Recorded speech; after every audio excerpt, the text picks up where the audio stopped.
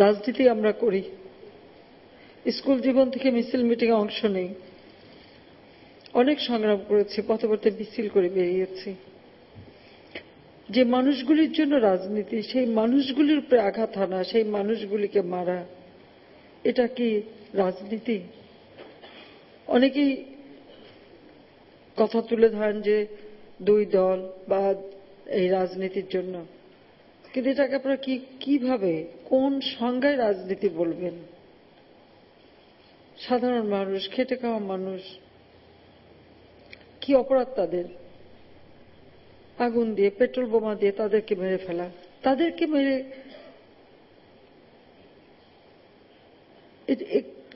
কি ধরনের, আমি এর কোনো সংজ্ঞাও খুঁজে পাচ্ছি না। এটা তো সম্পূর্ণভাবে সন্ত্রাসী কর্মকাণ্ড, জঙ্গিবাদী কর্মকাণ্ড। 2013-তে একই বিভৎস অবস্থা আমরা দেখলাম।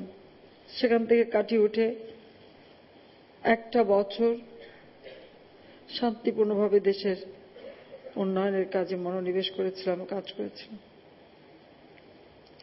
সেই সময় সেই বিভৎস ঘটনাগুলি, বহু মামলা, শত শত মামলা পড়ে আছে।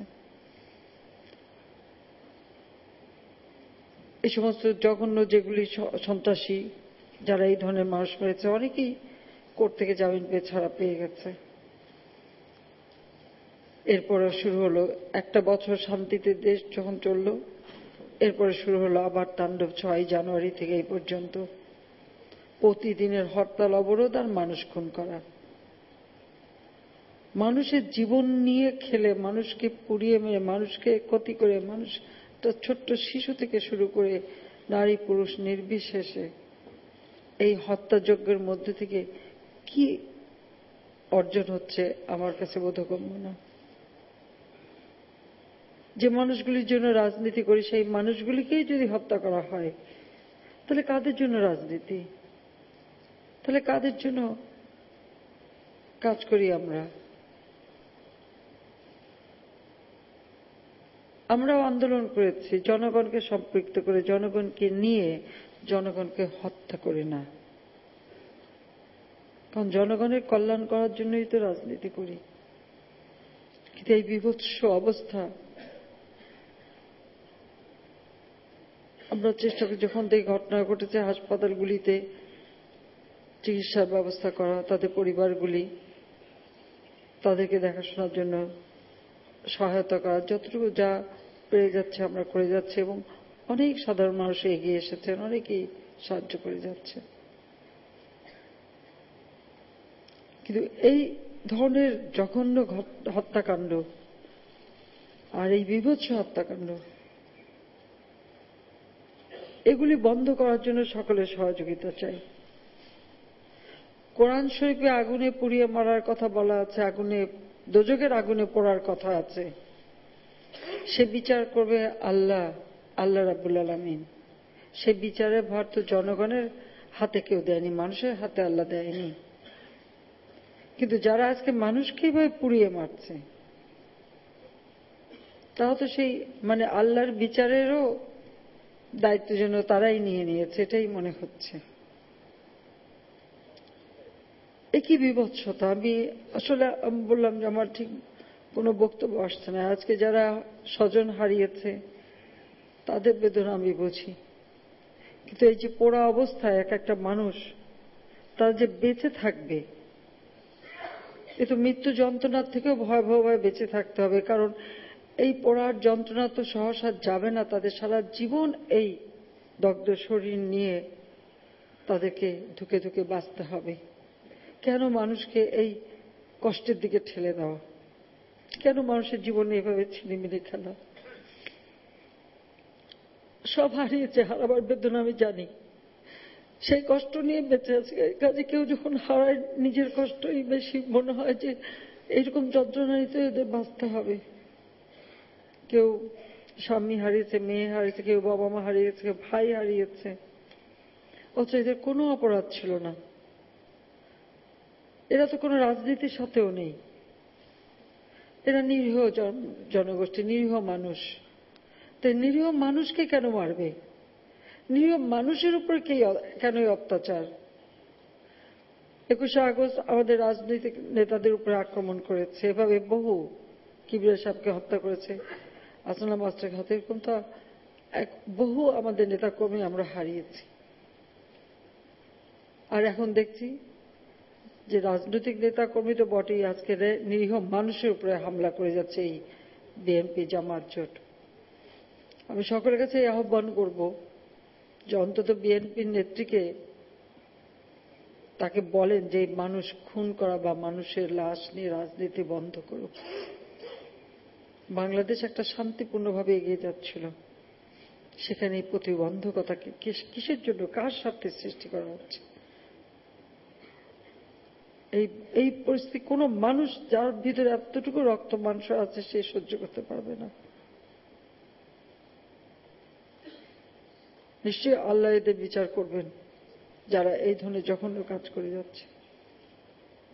মানুষের জানমাল বাঁচাবার জন্য যেটুকু করা দরকার আমরা করব।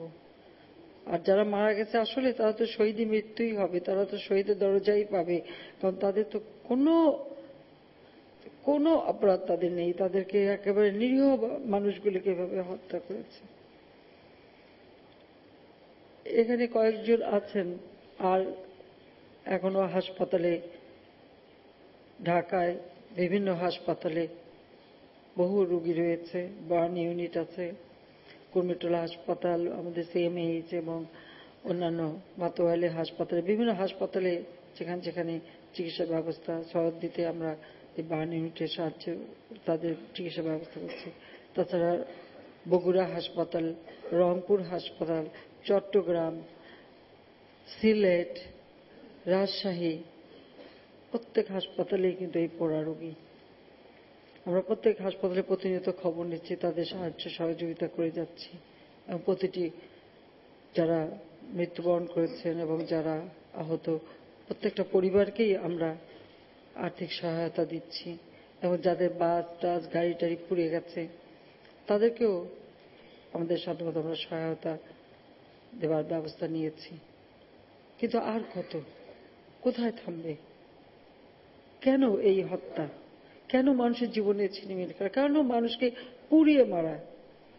সেই দোজখের আগুনের ভয়াবহতা তাদেরকে এখন এই জীবন্ত অবস্থায় কেন দেখতে হবে? সেটাই আমার প্রশ্ন। যে জামাত না ইসলামের নাম নিয়ে রাজনীতি করে,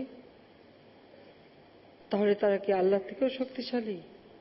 তারাই বিচার করে দিচ্ছে মানুষের। তার মানে তারা কোনো ধর্মে বিশ্বাস করে না, ভাওতাবাজি ধোঁকাবাজি দিয়ে যাচ্ছে মানুষকে। বিএনপি নেত্রী সিদ্ধান্ত তিনি নিয়েছেন ইলেকশন করবেন না। আমি তো চেষ্টা করেছিলাম, আমি টেলিফোন করেছি, কথা বলেছি, মন্ত্রিত্ব সেধেছি, একসাথে যৌথভাবে নির্বাচন করবো সেই কথা বলেছি। উনি কোনো কিছুতেই মানেননি। এমনকি ওনার পুত্র মারা গেল, আমি গেলাম, মুখের উপরে দরজাটা আটকে দিল। আমি তো 2-3 ঘন্টা আগেই খবর দিয়েছিলাম যে আমি যাব, যদি ঢুকতে না দেবে সেটা আগে জানিয়ে দিত। যখনই গেটের কাছে পৌঁছলাম দেখি গেট বন্ধ, অপমান করে তাড়িয়ে দিল। আমি তো গিয়েছিলাম যে তিনি পুত্র শোকে কাতর, তিনি সন্তান হারিয়েছেন। আর কার কোনো মায়ের কান্না কি তার কানে এতটুকু বুকে বাজে না? এই যে মা কাঁদছে, এই কান্না, এই ব্যথা কি তার মনে নেই, মনে জাগে না, একটু বোঝে না, একটু অনুভূতি নেই?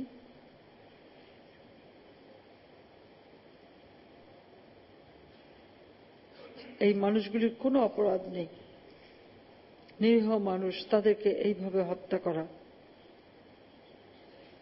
এটা কখনো মেনে নেওয়া যায় না।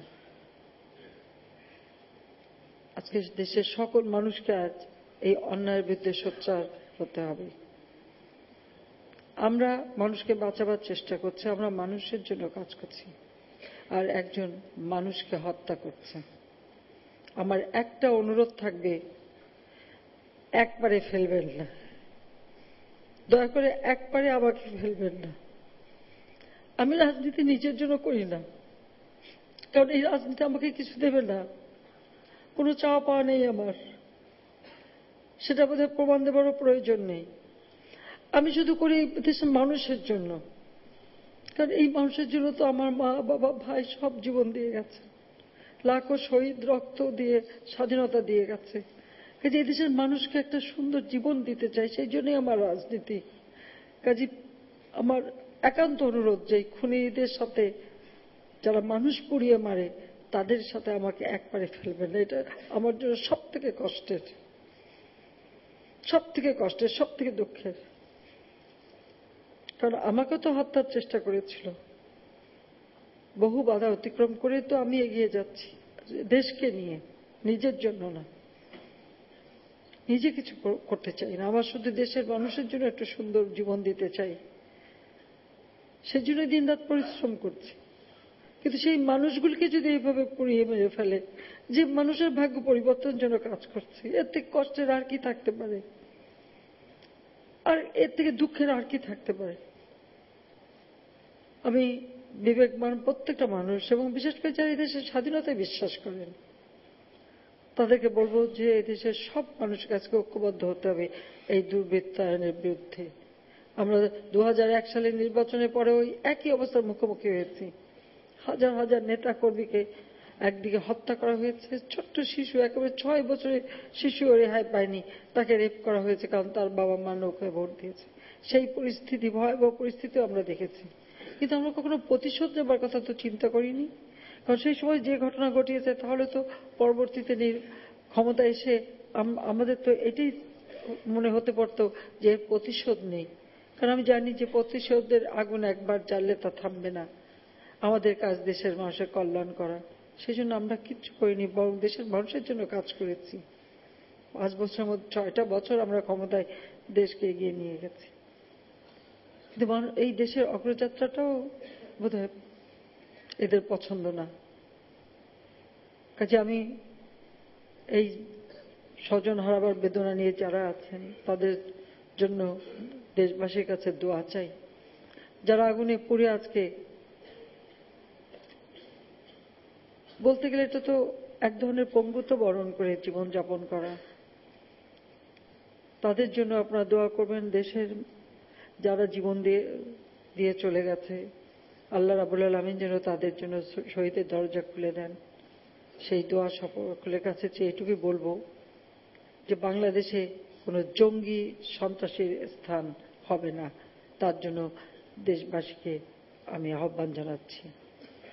অনেক সাধারণ মানুষ, রিকশাওয়ালা থেকে শুরু করে অনেকেই যারা এই ধরনের বোমা মেরেছে তাদেরকে ধরিয়ে দিয়েছে।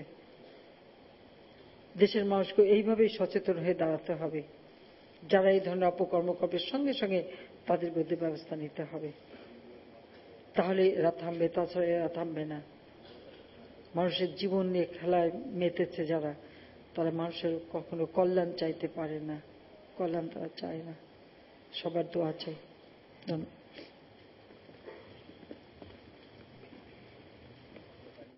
দর্শক, হরতাল অবরোধের নামে দেশ জুড়ে চলমান সহিংসতার